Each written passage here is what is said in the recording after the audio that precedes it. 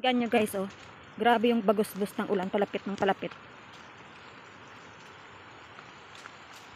Parang tubig sa sapa na umaagos.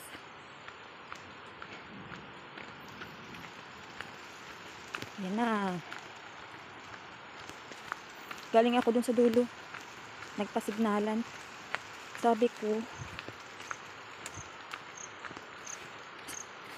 tatambay muna ako ng isang oras. Naku, biglang umulan.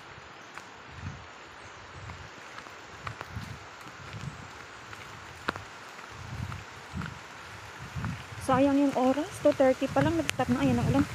Nag-stop na yung mga nagka-harvest. Yan, ang lalaki ng ulan.